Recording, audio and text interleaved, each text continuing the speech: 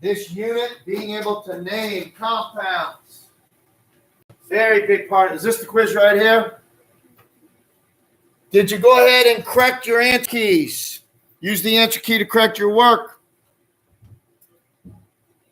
How are we doing on this? Now is a great time. You guys have been asking questions. Very good job on asking questions. Let's keep it rolling.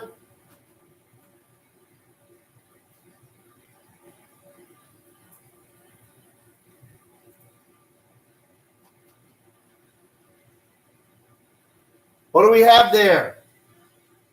Let's talk about it.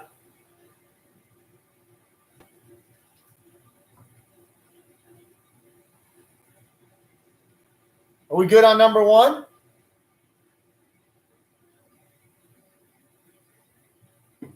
What about two?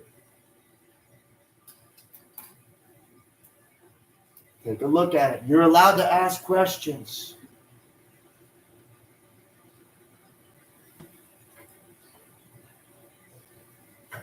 Number three. How do we do on three?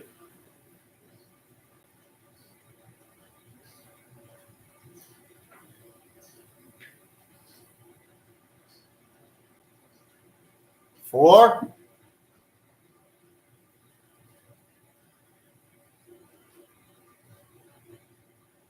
Is this stuff easy or something? How come? No question on four? Folks, I was really expecting to spend somewhere around 40 to 50 minutes on each one of these. Like, talk about number four for 50 minutes. Monday, we could talk about number five for 50 minutes. Did somebody have a question on four? Four?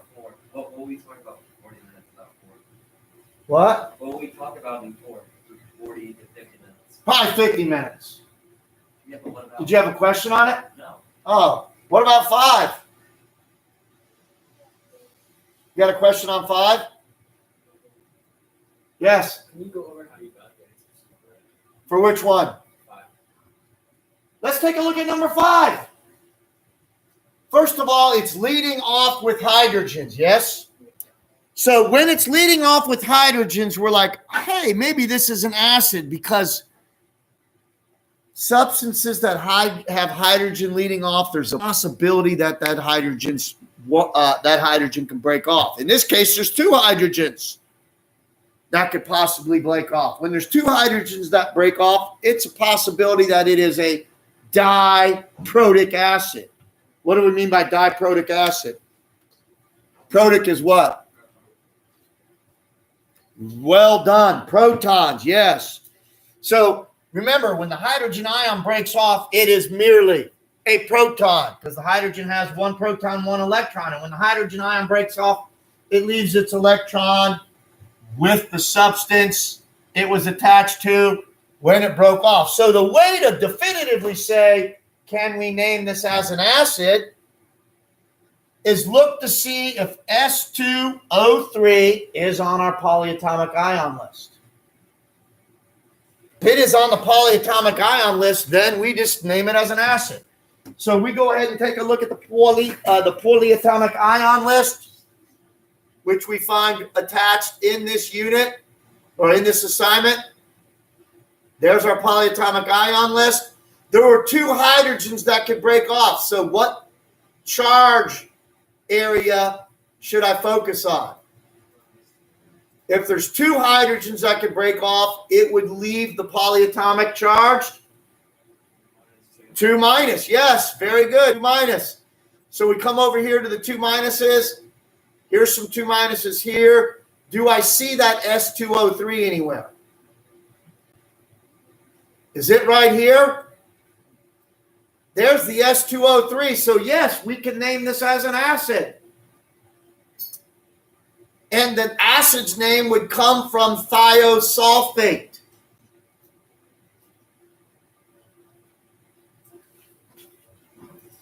When the poly's name ends in 8, what is the acid form when the hydrogens are back on it? Ic. Now this one is a little different. With the phosphorus, based polyatomic ions, such as phosphate, phosphite, or the sulfur ones, such as sulfate, sulfite, or in this case, thiosulfate. They add a syllable into the word to make it a little easier to say. So they would not call the acid thiosulfic. They call it what? Thiosulfuric. Remember, 8 polys are ic acids. So we would think it would be thio or thiosulfic acid. But tradition has them add an back in there. Instead of making it thiosulfic, they make it thiosulfuric. It's just the way they've done it. It's the tradition. It's the way they've always done it. So they would call it thiosol. They add an in there. They do that on the ones with sulfur in the compound and phosphorus in the compound. How do we remember if the poly's name ends in 8? The acid form. The acid form is when the hydrogens are back on there. The acid form. How do we remember that?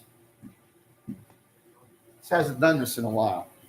We've been so lucky with this thing not going on the fritz. If the poly's name ends in 8, the acid form, hydrogen's back on there, end in ic. They changed the ending to ic. How do we remember it? I ate it and it made me feel sick.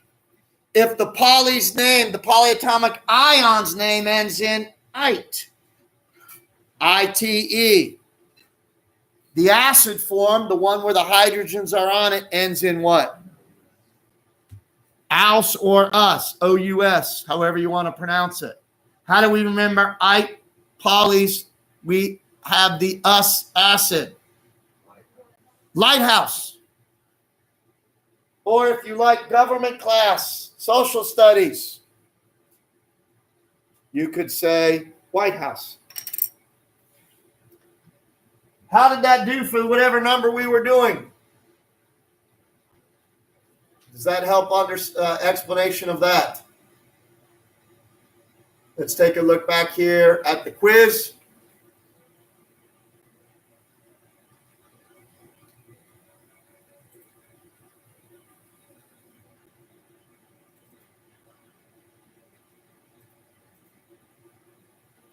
So our answer then for number, was that 5? Our answer for number 5, letter C, thiosulfuric. Did that explain it, or did you want more discussion? Because I'm fully prepared to spend 6 to 8 classroom periods on any of these that we need discussion of. What about number 6? How are we doing there? 6? 7. Oh, wait a minute. What about 7? 7. No questions on 7?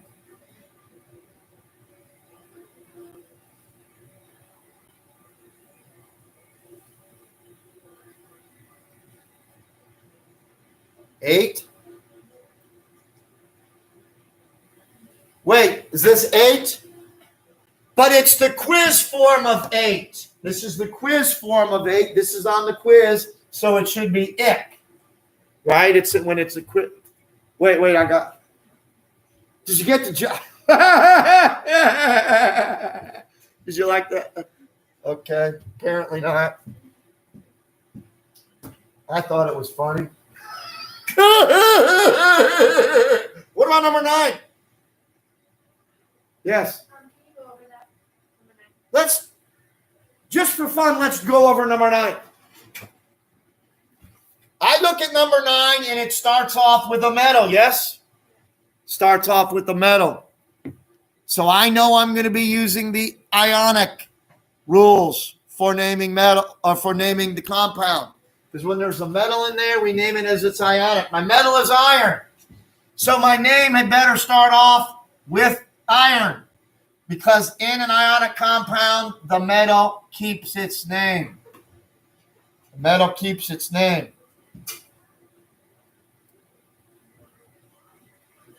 Now what do? I like to pull the metal off the ion. So I'm just going to separate it. I have the F2, Fe2. Then I have SO4. And I have 3 of those. I just pop the metal off and look at what the metal's with. We're like, boom, iron's off there. What is the metal with? SO4. It's with more than one element there. There's a chance that is a polyatomic ion. SO4. I'm just looking at what's inside here. Oh, what was inside there? It was SO4. So I'm going to go to the poly sheet and say, do we have SO4, the sulfate ion, on our poly sheet? Let's check it out. Here's the polyatomic ion list. I'm looking for SO4. SO4. Can I find it on here? There it is. SO4 2- is called what? The sulfate ion. Sulfate ion.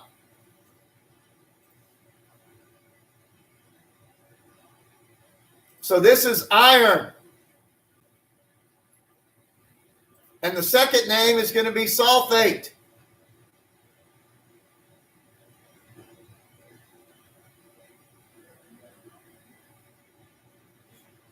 This is going to be iron. Second name for the anion, it's going to be sulfate. So this is an iron sulfate.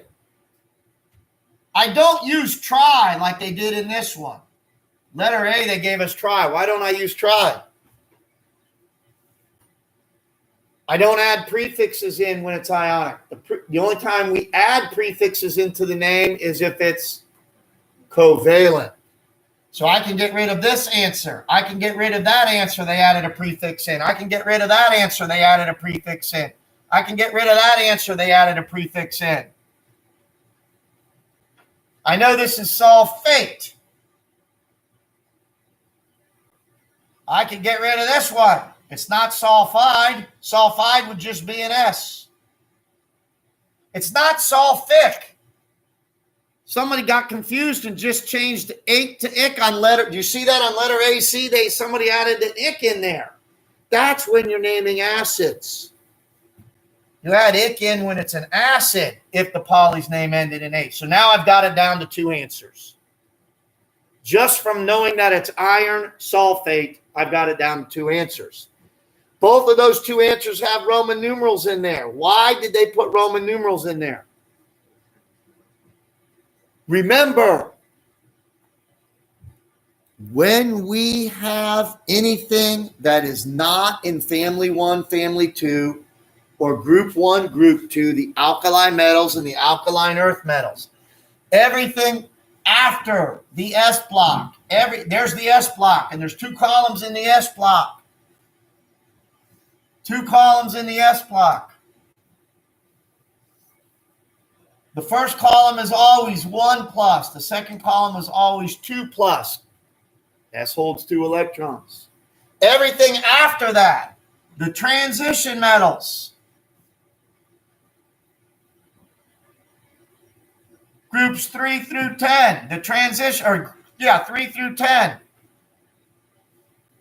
No, 3 through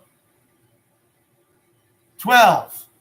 Groups 3 through 12, the transition metals, they have a D sublevel that has electrons in it. And then when we go beyond the transition metals, we get the post-transition metals. In other words, the P block metals, those are the ones underneath the stair step line in the P block. They have electrons in the p. So every metal after there has more, every metal after the s block has electrons in different, more than one sublevel. So many of them can lose different numbers of electrons. It's possible they have multiple charges. Iron is like right in here somewhere.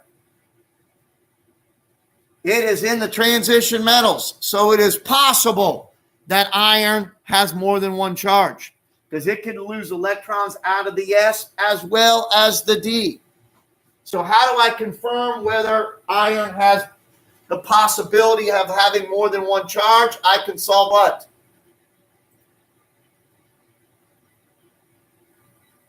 Periodic table of ions chart. Here we go. This is the periodic table of ions chart. Where's iron? There's iron right there. Do you see iron? Yeah, iron's right here. Look at this.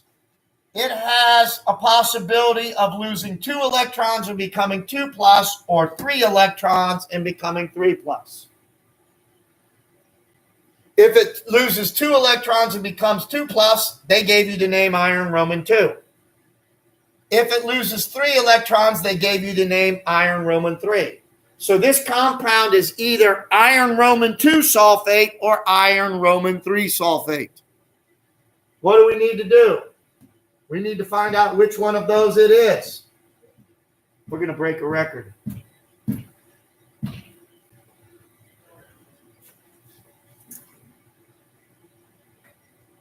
So let's go back.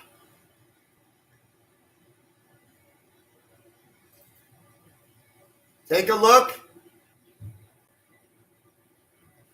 How will I know if it's iron Roman 2 or iron Roman numeral 3? How will I know? What? Does my touch not work here in this thing anymore?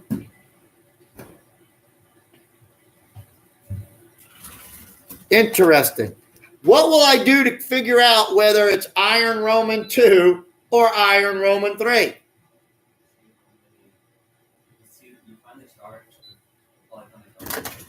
I'm going to use the yes. Very good. We're going to use the anion. What is sulfate's charge? When we looked on the list, the sulfate ion is 2 minus. The formula had how many sulfate ions? 3. So that meant a total of 6 electrons were transferred, yes? How many irons were there in the formula? There were 2. There were 2 irons transferring a total of 6 electrons. That meant each iron transferred how many? Each iron transferred 3. So we would have to call that iron Roman 3 sulfate.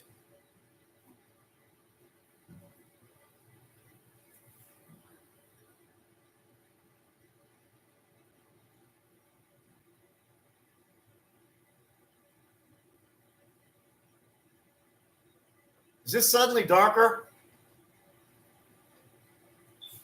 So let's take a look here on how we did this. How do we determine the charge?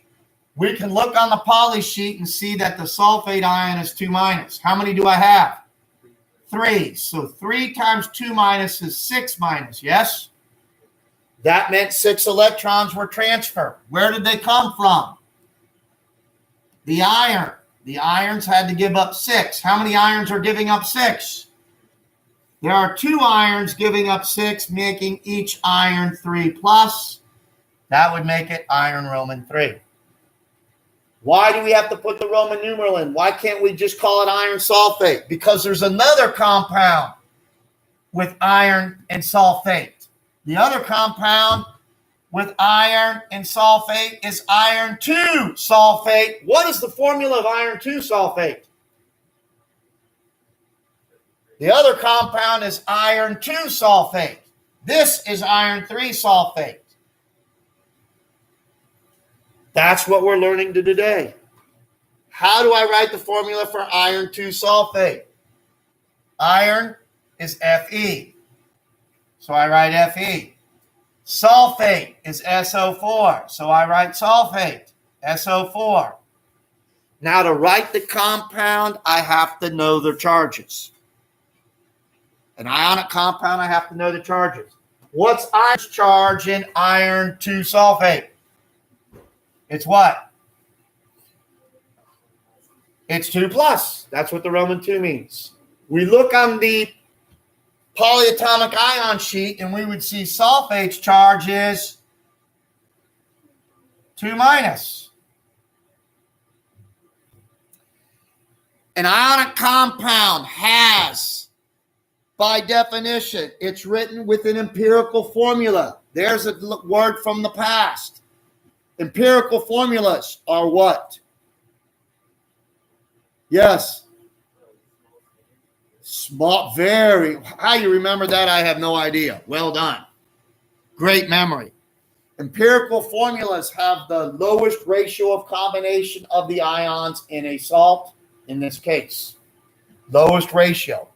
That means we reduce them if we can. So what they do is they reduce. Can a 2 plus and a 2 minus be reduced? Can a 2 and a 2 be reduced? We're just looking at the numbers. Yes, what's a 2 and 2 reduced to? A 1 and a 1.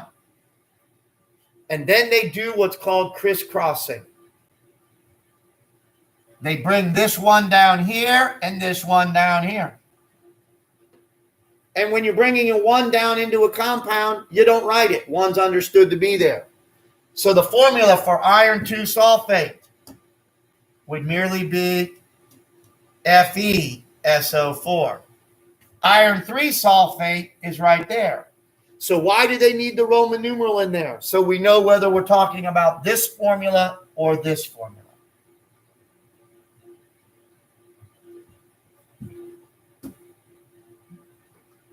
What about number 10? Question on number 10. Number 10, we're prepared to spend a month on.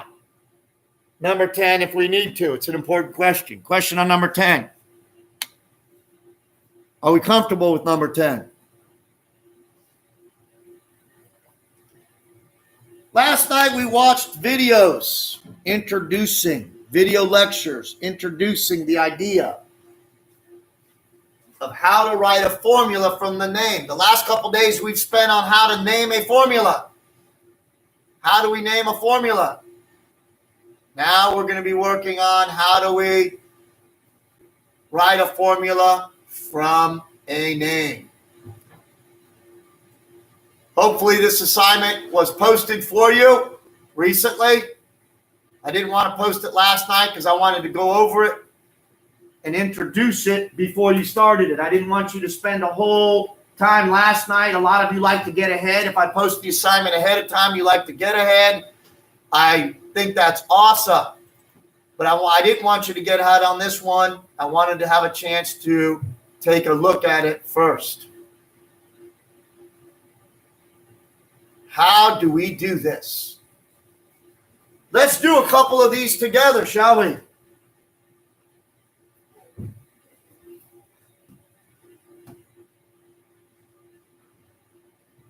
Would you like that? You can open the assignment and work right along with me if you like. On this first one, they're asking us to write the formula for sodium nitride. What's the formula? What's the symbol for sodium? What is it? And I'm going to write that right here. Nitride. Do I need the polyatomic ion sheet to look up nitride? No, when it ends in an I, chances are it's the element. It is an element. Remember, the anion ends in I, so this would just be N. NaN. Now I have to write the charges. I need to look up the individual charges, and I'm going to write those above the element. Sodium's in family Roman 1. What is its charge going to be? It's going to be what? 1 plus. The nitride ion is actually on our periodic table of ions. You could look on the periodic table of ions and look up any charges, but you don't need to do that. Nitrogen is in family Roman 5, yes? How many electrons does nitrogen need to become the nitride ion? Family 5 needs to acquire 3 electrons, and it would be 3 minus. Now we do what's called the crisscross of the charges. First, can I reduce a 1 and a 3 to smaller whole numbers? Can we reduce it? This is an ionic compound. I want to write an empirical formula. An empirical formula, as we just refreshed, is the smallest ratio of combination. I can't reduce a 1 and a 3, so now I crisscross the numbers. This 3 comes down here. This 1 goes down there. 1 is understood to be there. Now, we check our total charges. Our total charges should be balanced, and this is the way I know if I did it right. I have 1 nitride at 3 minus, so what's the total negative? 3 minus. I have 3 sodiums at 1 plus. What's the total positive? 3 plus. I'm pretty confident that I have the correct formula for Na3N. This is kind of how we go about and do this. Let's try another one. Let's practice a few of these together before we turn you loose. Let's try a few of these together.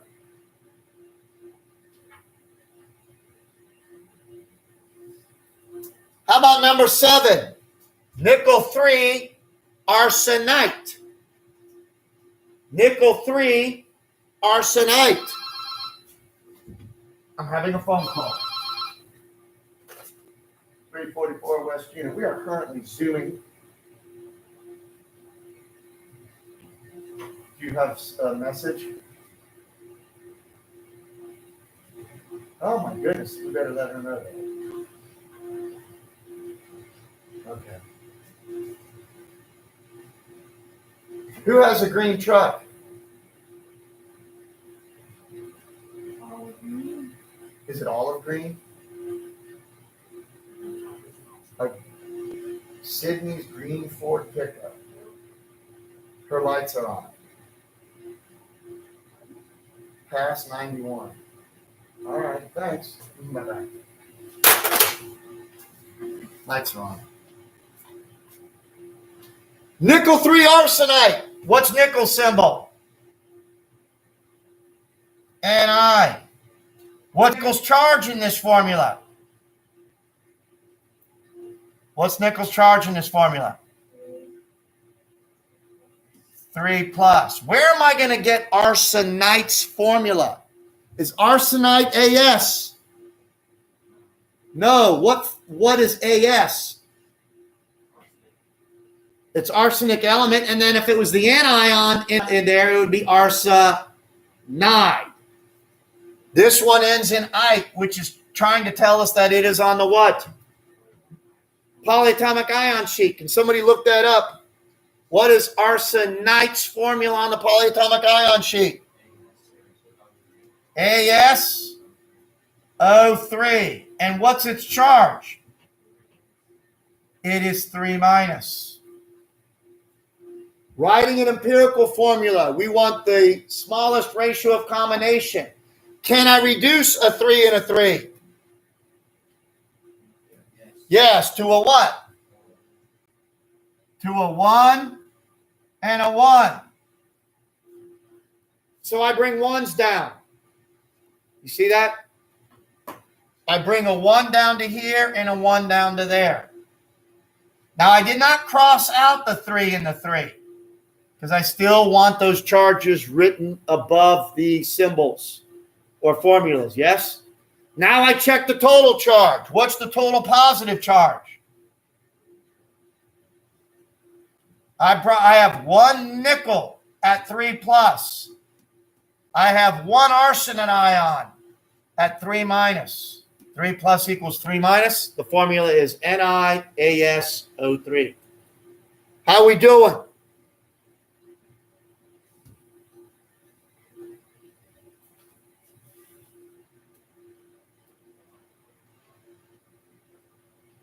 Let's take a look at number 3. Aluminum nitrite. Aluminum nitrite.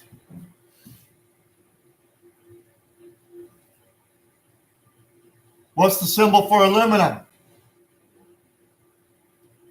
Al. What's the symbol for nitrite? NO3. Where did you get that? Nitrite is NO3?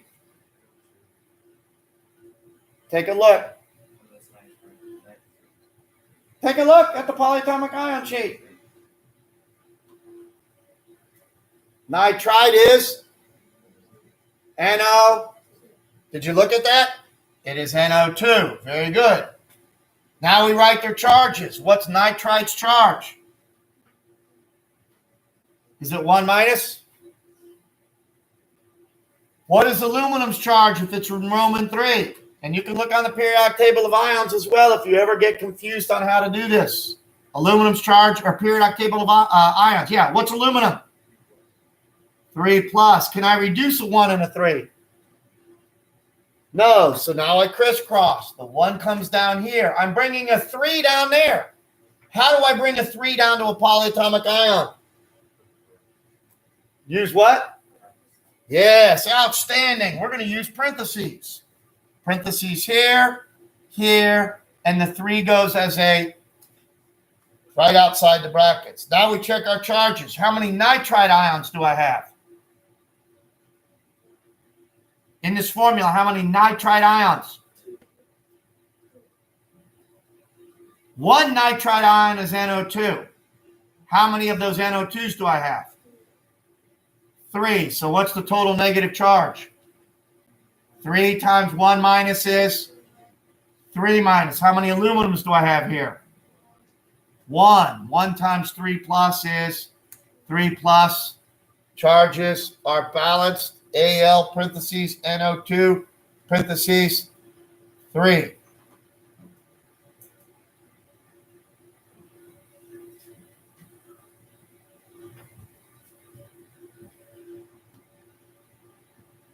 There's a couple tricky ones on here. Number 4 is a little tricky. It can be a little tricky. Number 4. Would you like to do that one together? Or not? It's a little tricky. What's the symbol for rubidium? Rb.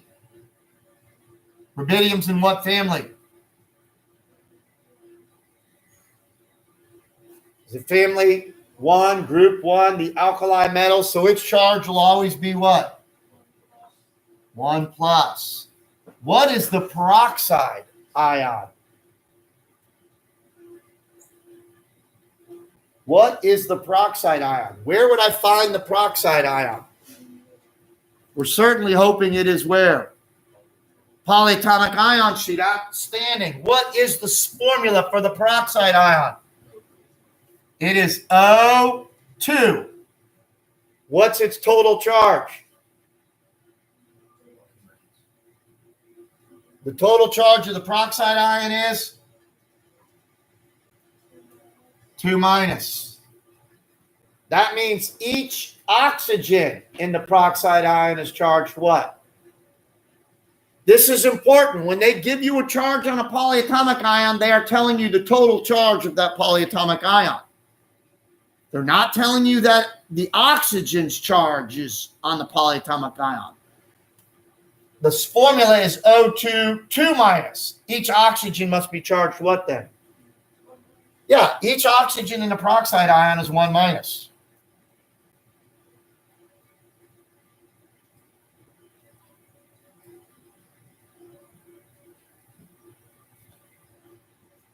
That means the total positive has to be what? The total positive has to be 2 plus, yes? How many rubidiums at 1 plus would I need to get 2 plus? 2. 2 plus divided by 1 is 2. The formula is RB2O2. When you do these, you must fill out all these boxes. It's how we do it. Some people just want to type the final formula in. No. Show your work. Show your work. That one's a little tricky. Number 11 is a little tricky. Number 11 is a little tricky.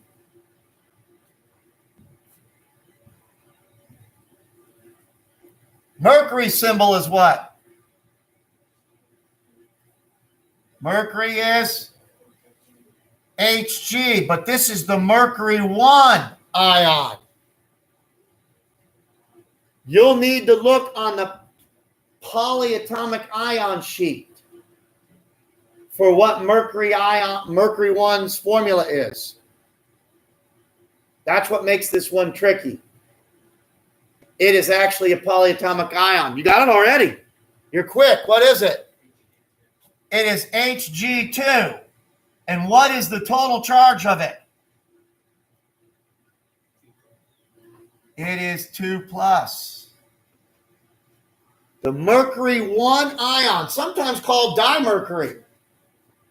The mercury 1 ion's total charge is 2 plus. So each of the mercuries is actually what on the mercury 1 ion? Each of the mercuries is actually 1 plus. So what must the total negative add up to? 2 minus. Who is the negative part of this one? And that symbol would be what? I, yes? What's iodine's charge? It's in family 7, group 17. The halogens. They all need how many electrons to become chemically stable? 1. So how many iodides do I need at 1 minus to get a total of 2 minus? 2. Can you see why that one was a little tricky? Why it was tricky is you needed to recognize that the mercury 1 ion, sometimes called dimercury, is actually one of our polyatomic ion lists.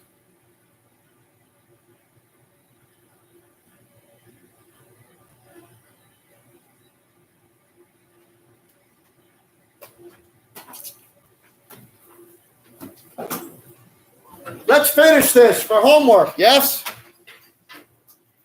Nice job today. How fun was that? Folks, we are at the peak of fun right now in chemistry. This is great stuff. We will finish 6D. What number is this? Is this 69? We'll finish this for homework this weekend. Have a great weekend.